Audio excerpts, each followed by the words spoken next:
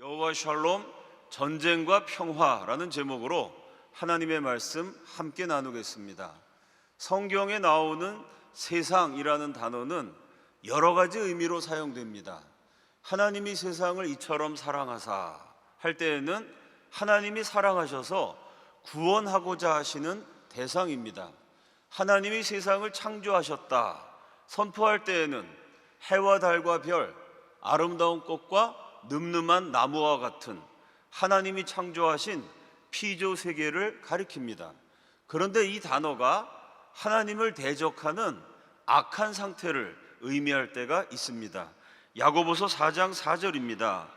가늠한 여인들아, 세상과 벗된 것이 하나님과 원수됨을 알지 못하느냐? 그런즉 누구든지 세상과 벗이 되고자 하는 자는 스스로 하나님과 원수되는 것이니라. 여기에서 말하는 세상은 하나님을 대적하는 악한 상태입니다. 악한 세상과 친구가 되면 하나님과는 원수가 됩니다. 반대로 하나님과 친구가 되면 악한 세상과는 원수가 됩니다. 성경에서 말하는 평화라는 개념에도 이런 대립적인 의미가 담겨져 있습니다. 하나님과 평화하면 세상과는 전쟁입니다. 반대로 세상과 평화하면 하나님과는 전쟁입니다. 첫째로 여호와 샬롬은 인간이 하나님께 나아가 교제할 수 있는 평화입니다. 하나님은 절대 의이신데 인간에게는 불의가 있습니다. 하나님은 절대 선이시지만 인간에게는 악이 있습니다. 그래서 죄인된 인간이요 감히 하나님께 나아갈 수가 없습니다. 비유하자면 사람이 태양에 다가갈 수 없는 것과 같은 이치입니다. 강렬한 태양빛을 가까이에서 바라본다면 사람의 눈이 멀어버리겠죠. 그 뜨거운 태양 가까이에 접근한다면 사람 몸 전체가 녹아버릴 겁니다. 사람이 태양에 다가갈 수 없는 것처럼 죄인이 하나님께 나아갈 수도 없고 만날 수도 없고 대화할 수도 없다고. 죄인이 하나님 앞에 서면 반드시 죽게 될 거라고 구약의 성도들은 믿었습니다. 바로 그 사건이 오늘의 본문입니다. 사사시대의 기드온에게 하나님의 사자가 나타났습니다. 내 앞에 나타나신 저분이 정말 하나님의 사자이신지 확인하려고 바위 위에 기드온이 제물을 놓았습니다. 그러자 하나님의 불이 나와서 그 제물을 불살랐습니다. 정말로 하나님의 사자가 나타났다는 것이 확인된 순간 기드온이 탄식합니다. 이제 나는 죽었구나. 왜냐하면 구약시대에 하나님의 사자는 곧 하나님을 의미합니다. 사람이 하나님을 만났으니 꼼짝없이 죽게 된다고 기드온은 생각했습니다. 바로 그때 하나님이 그에게 말씀하십니다. 사사기 6장 23절입니다. 여호와께서 그에게 이르시되 너는 안심하라, 두려워하지 말라, 죽지 아니하리라 하시니라. 여기에 쓰인 안심하라 라는 단어가 히브리어로 샬롬입니다. 하나님을 만났지만 죽지 않으니 안심하라는 말입니다. 사람이 하나님을 만나고 하나님과 함께 교제하고 하나님과 대화한 다음에도 죽지 않을 수 있다는 안심입니다. 그래서 샬롬은요 하나님과의 관계에서 오는 평화, 평강, 평안, 안식 그리고 기쁨을 의미합니다. 사사기 6장 24절 상반절 다 함께 읽습니다. 시작.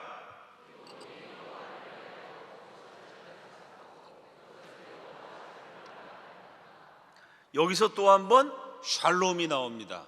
기드온이 자신을 만나주신 하나님, 자신과 대화하고도 죽지 않게 하신 하나님, 그 하나님을 기념하여 제단을 쌓고 여호와 샬롬, 하나님은 나의 평강이시라, 하나님은 나의 기쁨이시라 라고 고백했습니다.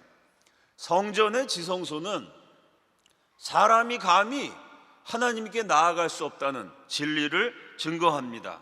지성소, 글자 그대로 지극히 성스러운 장소, 지극히 성스러우신 하나님의 임재를 상징하는 곳입니다.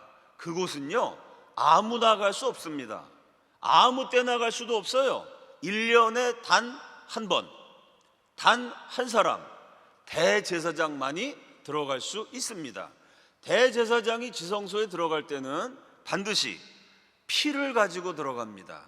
피는 죄를 대신한다는 의미입니다. 너나 할 것 없이 모든 사람이 죄를 지었습니다. 죄를 지었으니 벌을 받아야 합니다. 심판을 받아야 하고 지옥에 가야 합니다. 그런데 하나님이 죄를 지은 사람 대신에 벌을 받아야 할 제물을 지정해 주셨습니다. 사람이 지은 죄를 대신해서 숫 염소와 숫 송아지가 죽어서 피를 흘렸습니다.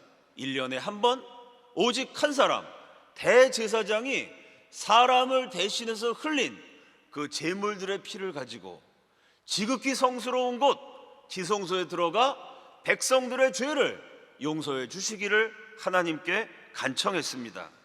구약시대 제물들의 피는 신약시대 예수 그리스도께서 십자가에서 흘리신 피를 상징합니다. 사람들을 대신해서 구약의 제물이 죽은 것처럼 저와 여러분을 대신해서 신약에서 예수님이 십자가에 매달려서 죽으셨습니다. 죄는 내가 지었는데 벌은 예수님이 대신 받으셨습니다. 예수님이 인류의 죄를 대신해서 십자가에서 죽으시던 그 순간 신비한 현상이 일어납니다. 마태복음 27장 51절 상반절입니다. 다 함께 읽습니다. 시작.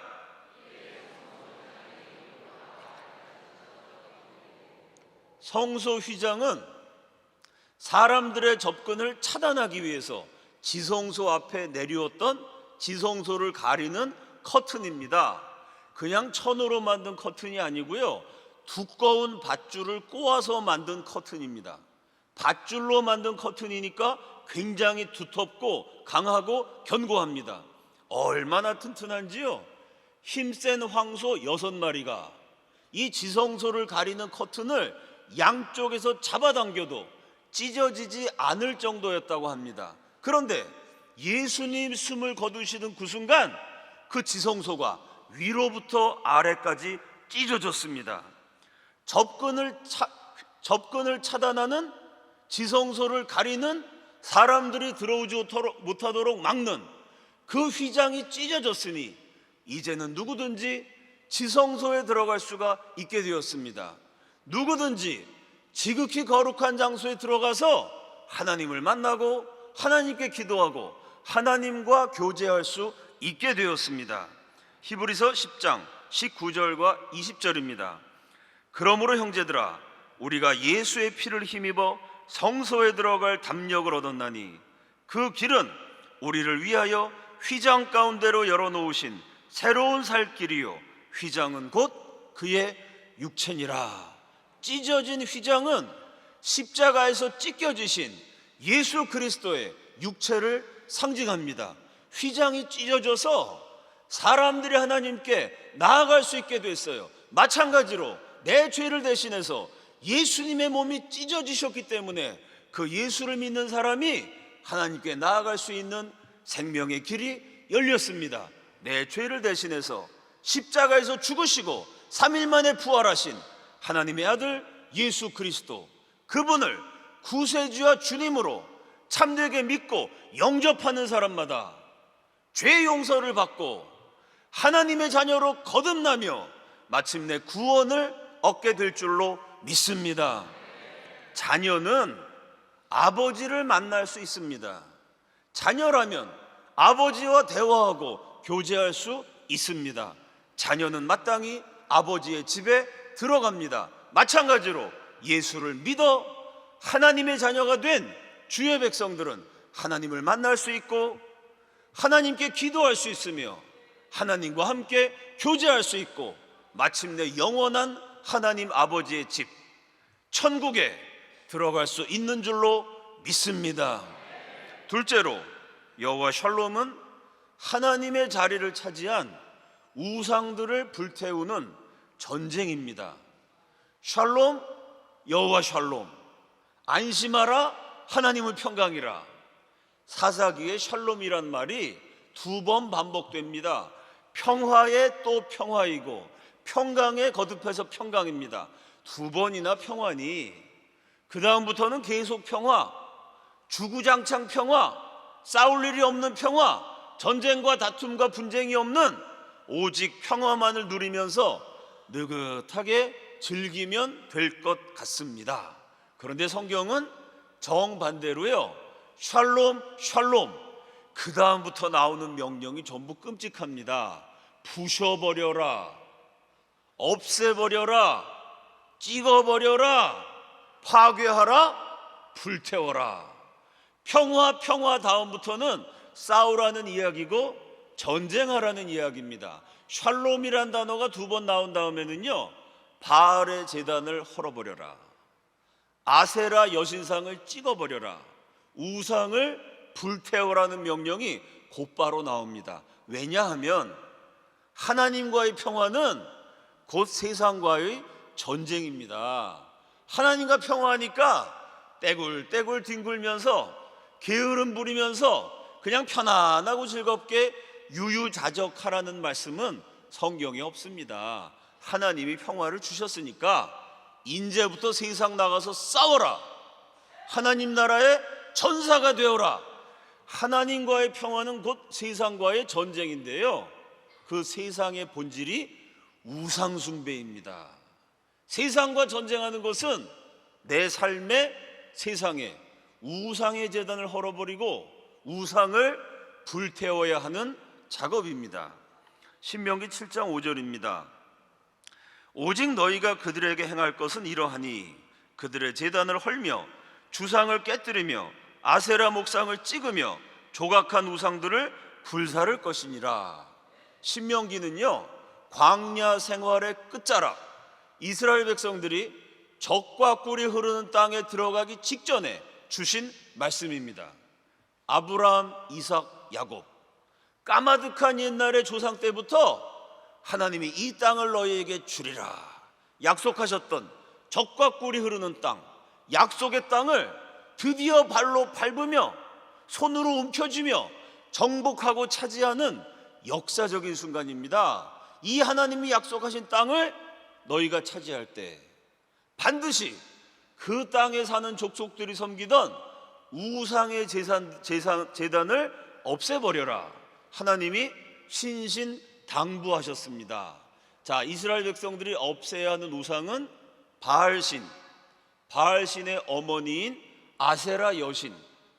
신명기에서는 그 우상을 가리켜서 그들의 제단이라고 표현을 했습니다. 이스라엘의 제단은 여호와의 제단, 하나님 모르는 가나안 족속의 제단은 바알의 제단, 그들의 제단을 헐어버려라. 이것이 하나님 명령입니다. 그 하나님 말씀 그대로 이스라엘이 가나안에 들어왔습니다. 드디어 약속의 땅을 차지했어요. 그 다음에 주신 말씀, 사사기 6장 25절 다 함께 읽습니다. 시작.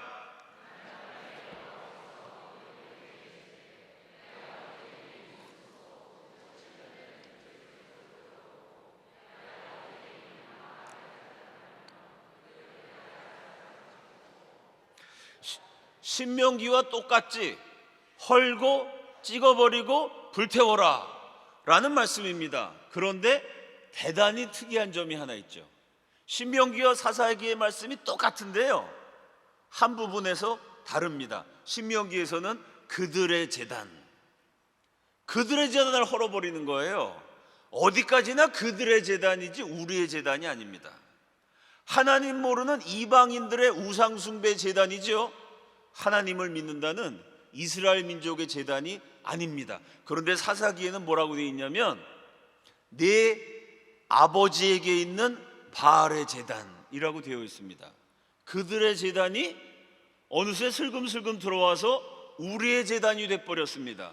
우리의 제단이 결국은 내 아버지 집에 있는 바알의 제단이 되었어요. 이스라엘의 불세출의 영웅인 기드온, 그 기드온의 아버지 요아스는요, 명망 있는 집안에 사람들에게 널리 알려진 유력한 인물이었습니다. 이스라엘 민족의 지도급 인사가 자기 집안에 버젓이 바알의 제단을 가지고 있을 만큼 우상 숭배가 널리 퍼졌다는 얘기입니다. 땅은 정복했는데 영혼은 정복당했어요. 이스라엘이 가나안 땅을 차지했는데 그 가나안의 우상이 오히려 이스라엘을 사로잡아 버렸습니다. 하나님의 사람들이 우상 숭배에 빠져버렸다는 폭로이죠. 기드온이 하나님 명령대로 행하는 장면을 보면 이 우상 숭배가 얼마나 널리 퍼졌고 하나님을 믿는다는 사람들 사이에서 얼마나 깊숙이 뿌리를 내리고 있는지를 확인할 수 있습니다. 첫째로, 기드온 혼자서 바알의 제단을 헐어버린 게 아니고요, 종 10명을 동원합니다. 기드온의 아버지가 얼마나 크게, 얼마나 튼튼하게, 얼마나 정교하게, 얼마나 정성을 들여서 으리으리하고 규모가 있는 바알의 제단을 만들었는지요, 그거 헐어버리려니까 장정 10사람이 필요할 정도였습니다.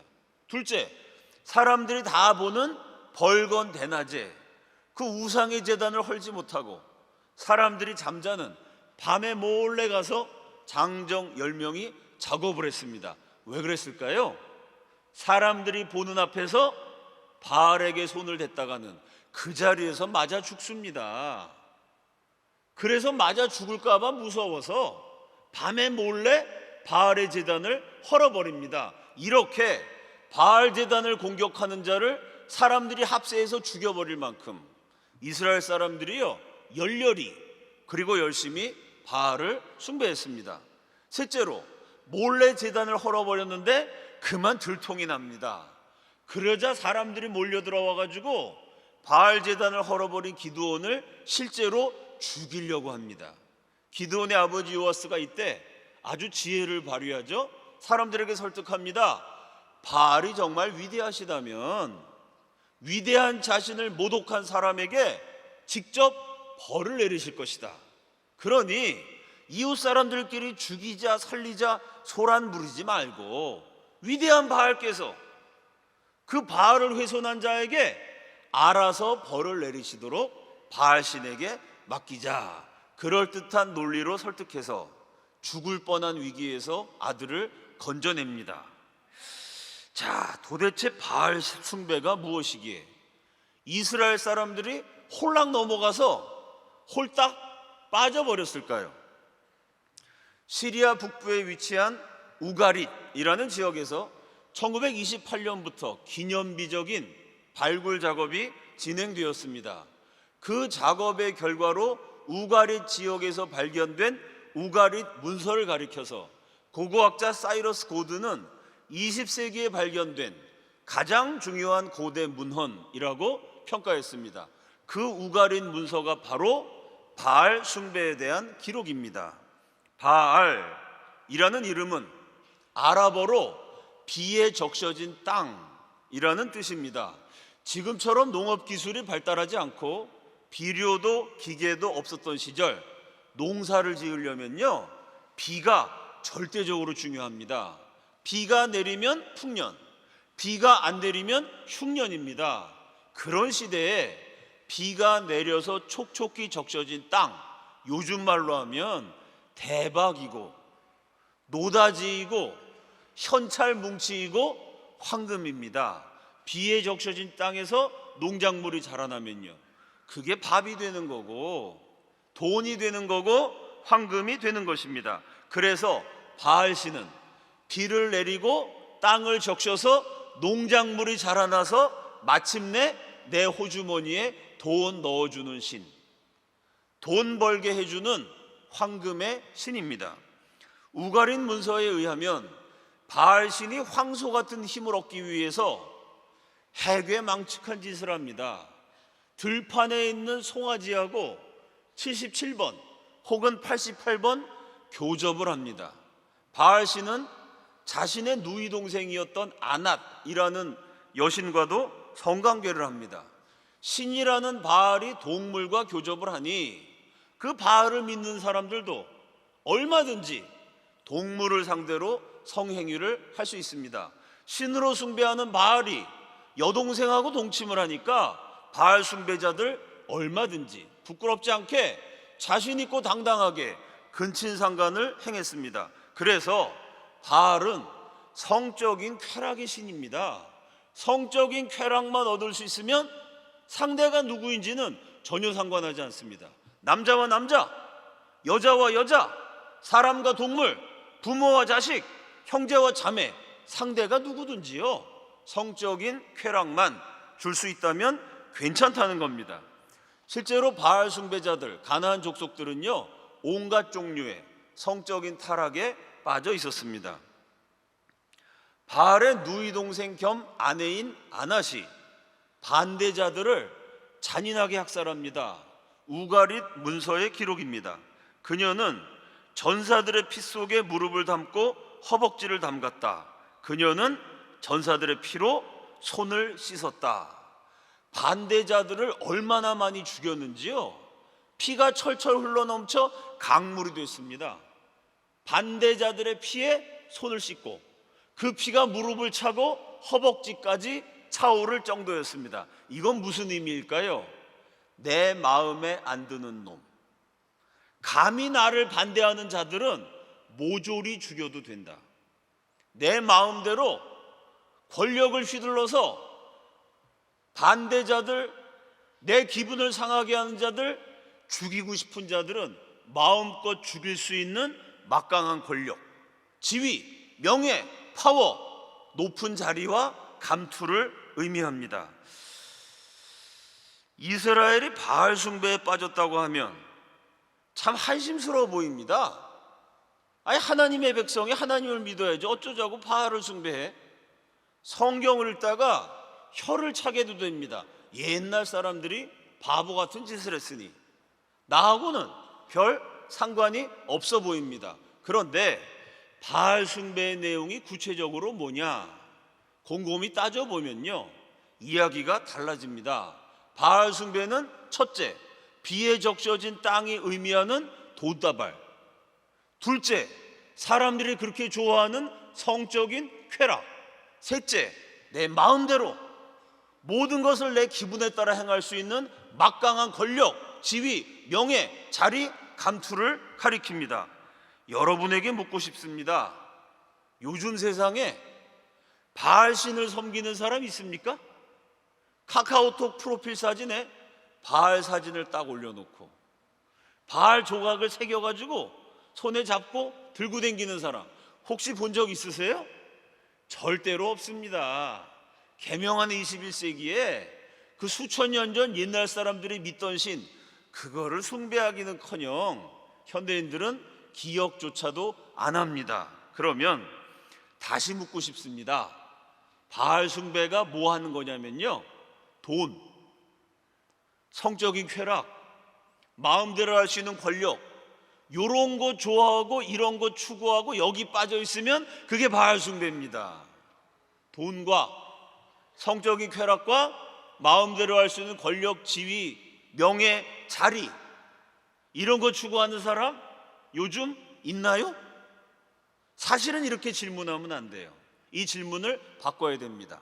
돈과 성적인 쾌락과 권력과 지위와 명예와 자리의 감투에 초연한 사람이, 그런 거에 욕심내지 않는 사람이 도대체 얼마나 있을까요? 이런 문제로부터 자유한 교회가 대한민국에 얼마나 있을까요? 성도들끼리 돈 거래하다가 띄어먹고 띄어먹히는 문제, 교회 다니면서 바람피는 문제, 감독, 총회장, 장로 선거에서 돈봉투가 나도는 문제는요, 한국교회에서 너무 오래돼서 이제는 뉴스거리조차 되지 않습니다. 교회를 다니는데도 교회 안에서 돈과 성적인 쾌락과 지위와 자리와 명예와 감투를 추구한다면 여호와의 제단입니까? 바알의 제단입니까? 성경은 믿음을 말하되 구원을 얻을 만한 믿음을 강조합니다. 사랑하는 여러분, 행위가 아니라 믿음으로 구원받는다. 믿음만 있으면 된다. 그러니까 행위는 아무렇게나 해도 괜찮다라면서 돈과 성적인 쾌락과 감투에 집착한다면 과연 그것이 성경이 말하는 구원받을 만한 믿음일까요? 돈도 믿고 하나님도 믿고 교회 다니면서 성적인 쾌락도 즐기고 교회에 열심히 봉사하면서 동시에 자리도 탐하고 감투도 탕하고 사람들의 인정도 구하고 명예도 구한다면 하나님에 대한 신앙이라고 봐야 되나요? 하나님에 대한 모독이라고 해석해야 할까요? 죄를 지어도 하나님이 다 용서하신다. 죄 짓고 잘못했습니다. 회개하고 다시 죄 짓고 잘못했습니다. 회개하고 요거를 반복 작업하면 되는 거지. 누가 완전하겠습니까? 믿음으로 구원받는 거니까. 행위는 죄는 좀 지어도 천국 가는데 상관없다. 하나님은 하시는 일이 용서니까. 내가 죄를 지어도 하나님은 주구장창 용서만 하시는 분이니까 뭐 그렇게 까다롭게 굴지 말고 교회 다니다가 바람도 좀 필 수 있는 거고 돈도 조금 뭐 빌렸다가 못 갚을 수도 있는 거고 자리도 한 자리 차지해야지. 자, 그렇게 믿는다면 우리를 용서하기 위해서 하나밖에 없는 아들 그 몸을 깨뜨리고 십자가에 못 박아버리고 물과 피를 쏟게 하시고 가시관을 쓰게 하시고 비참하게 죽게 만드셔서 하나밖에 없는 아들을 죽임으로써 저와 여러분의 죄값을 치르시고 용서해 주신 그 귀중한 하나님의 용서를 하찮게 여기는 행위이고 우리를 구원하신 예수 그리스도의 보혈을 모독하는 행동입니다. 그랬다가는 일평생 땅을 치면서 후회할 정도가 아니고요, 영원토록 후회하는데 돌이킬 수는 없는 정말로 끔찍한 일이 일어납니다. 예수님이 분명히 말씀하셨지요. 나더러 주여 주여 하는 자마다 다 천국에 들어갈 것이 아니요 다만 하늘에 계신 내 아버지의 뜻대로 행하는 자라야 들어가리라. 구원받을 만한 믿음은요, 행함이 없어서 죽은 믿음이 아닙니다. 행함이 없는 믿음은 죽은 것이라 야고보 말씀처럼 예수님을 믿는다는데 행함이라는 게 도무지 나타나지 않으면 죽어서 썩어서 냄새가 나는 시체와 같습니다. 한국 사회에 한국 교회의 악취가 진동하지 않습니까? 교회 다니는 사람들이 온갖 부정을 저지르고 비리를 저지르고 교회 밖에서나 안에서나 돈 떼어먹고 바람 피고 감투 싸움하는 일이 계속되니 그렇게 썩은 내가 진동하는 것은 썩은 시체와 같은 죽어버린 신앙입니다. 구원받을 만한 믿음은 하나님 말씀에 순종해서 힘쓰고 애써서 실천하는 행함이 있는 살아있는 믿음인 줄로 믿습니다. 오직 아버지의 뜻대로 행하는 살아있는 신앙으로 구원받을 만한 믿음이라고 우리 하나님께 인정받으시기를, 그래서 정말로 영원한 천국에 들어갈 수 있기를 예수 그리스도 이름으로 축원합니다. 셋째로, 여호와 샬롬은 성령 충만의 불입니다. 기드온이 하나님께 제물을 바치는 장면, 사사기 6장 21절입니다. 여호와의 사자가 손에 잡은 지팡이 끝을 내밀어 고기와 무교병에 대니 불이 바위에서 나와 고기와 무교병을 살랐고 여호와의 사자는 떠나서 보이지 아니한지라. 기드온이 바친 제물에 하나님의 불이 임했습니다. 그 제물을 모두 태워버렸어요. 이렇게 하늘의 불이 임해서 타올랐던 그 시간에, 그 밤에 또 하나의 불이 타오르고 있었다고 성경은 증언합니다. 사사기 6장 26절 다 함께 읽습니다. 시작.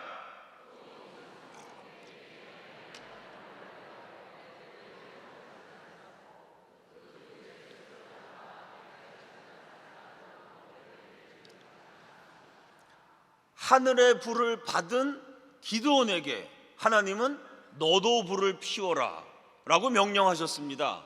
제물을 잡아서 번제를 바치라는 명령이죠. 번제가 바로 불태워서 올리는 제사입니다. 제물을 불태우려면 장작이 필요하죠. 하나님이 그 장작까지도 지정해 주셨어요. 바알의 제단 곁에 새겨져 있는 바알의 어머니 아세라 여신의 목상, 아세라 여신을 조각한 그 나무를 찍어서 장작으로 사용해서 불태워서 하나님께 제물을 바쳐라, 이런 명령입니다. 여호와 샬롬, 하나님의 평화를 증거하는 사사기는요, 평화, 그 다음에 전쟁의 말씀이 나와요. 부수라, 찍어버려라, 헐어라, 불태워라. 그 다음은 불입니다. 하나님의 평화가 임하려면 우상들을 헐어버려야 되고 그 다음에 불이 있어야 된다라는 명령이죠. 사사기에 나오는 불이 두 가지입니다. 첫째는 저와 여러분이 하나님께 드리는 제물, 우리의 시간과 열정과 돈을 사용해서 정성을 바쳐서 나의 유익을 구하는 것이 아니고 나의 영광을 추구하는 것이 아니고 하나님 말씀대로 살기 위해서 애쓸 때, 이 땅에서 하나님의 뜻을 실현할 때 바로 그것이 저와 여러분이 하나님께 드리는 제물인 줄로 믿습니다. 그 제물을 하나님이 받으세요. 여러분의 헌신을 하나님이 받으십니다. 나를 위해서 사는 게 아니고 나의 유익을 추구하는 게 아니고 내가 힘쓰고 애써서 번 돈이지만요, 내가 쓸 수 있는 시간이지만 내 체력과 능력이지만 그걸 가지고 하나님 말씀대로 하나님 뜻대로 살려고 애쓸 때 하나님의 말씀을 뜻이 하늘에서 이루어진 것처럼 땅에서 이루어지게 하려고 노력할 때 그 제물을, 그 헌신을 하나님이 받으셔서 불을 내려주신다고 성경은 기록하고 있습니다. 이것이 하나님의 불이에요. 둘째는 우상을 부수고 헐어버리고 찍어버려서 피워 올려야 하는 불입니다. 내 제물을 받으시는 불은 하나님이 내려주시는 불이고, 내 우상을 불태워야 하는 불은 내가 지피고 내가 일으키고 내가 피워야 하는 사람의 불입니다. 그래서 사사기에서는요, 여호와 샬롬, 평강이 임하려면은 두 가지 불이 있어야 한다. 내 헌신을 제물로 받으시는 하나님의 불, 하나님께 불 받은 사람으로서 마땅히 내가 제거하고 없애버리기 위해서 나의 우상을 불태워야 하는 사람의 불, 두 가지 불이 있어야 합니다. 만약에 하나님이 주시는 불이 없다고 생각해 봅시다. 내가 돈과 시간과 열정을 들여서 나름대로 열심히 헌신했는데 하나님이 그 제물을 안 받아주세요.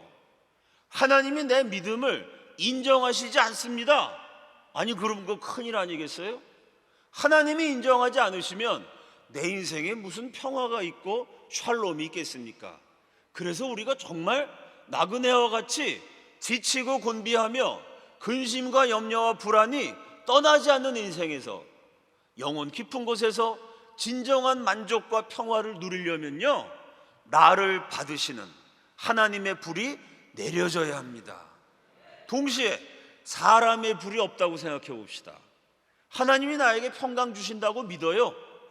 나도 하나님께 헌신한다고 믿어요. 그런데 하나님께 헌신한다고 내가 믿는데 사실은 내 삶 가운데 여전히 우상이 있어요.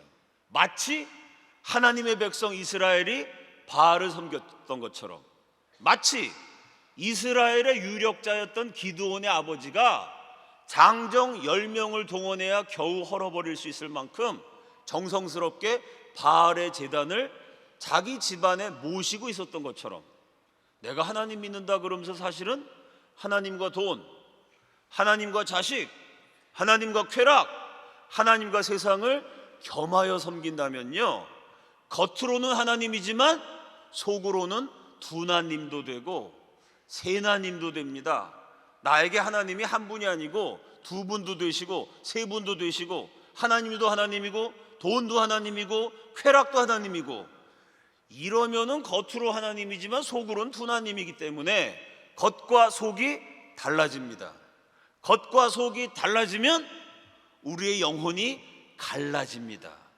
달라지면 갈라지게 돼 있어요.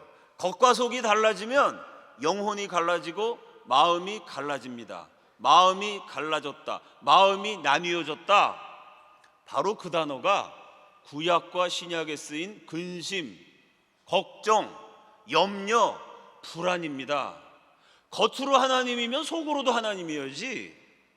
이게 마음이 나뉘어져 갖고 하나님과 다른 것을 동급으로 섬기면, 하나님 플러스 우상 숭배자면요, 그 마음에는 불안이 스며듭니다. 그게 바로 근심이고 걱정입니다. 그래서 내 속에서 우상을 불태워버리는 사람의 불을 내가 스스로 일으키지 않으면 평안은 떠나가고 염려, 걱정, 불안, 근심이 찾아옵니다. 진정한 평화를 누리려면 두 개의 불이 함께 타올라야 합니다. 내 돈과 시간과 열정으로 나의 만족을 추구하는 것이 아니고 하나님 말씀대로 실천하고 하나님의 뜻대로 추구해서 하나님이 나를 인정해 주시는 하나님의 불, 또 하나는 그 하나님의 불을 받은 사람으로서, 하나님의 인정과 은혜를 입은 사람으로서 마땅히 하나님보다 더 사랑하는 모든 우상들을 내가 스스로 제거하기 위해서 날마다 피워 올리는 사람의 불. 자, 이 불은 무엇일까요? 교회 오면 불이라는 얘기 많이 듣지 않습니까? 불 받아라. 불을 받아야 제대로 믿는다. 불로 타올라야 한다. 성경에서 불은요, 성령을 의미합니다. 두 개의 불이 필요하다는 얘기는요, 성령 충만해서 내 삶을 하나님이 받으실 만한 제물로 불태워야 한다는 의미입니다. 또 하나는 성령 충만해서 나도 모르게 하나님처럼 소중히 여기는, 하나님보다 중요하게 여기는 내 삶의 모든 우상을 불태워서 없애버려야 한다는 뜻입니다. 사랑하는 여러분, 성경이 증거하는 샬롬은 평화인 동시에 전쟁입니다.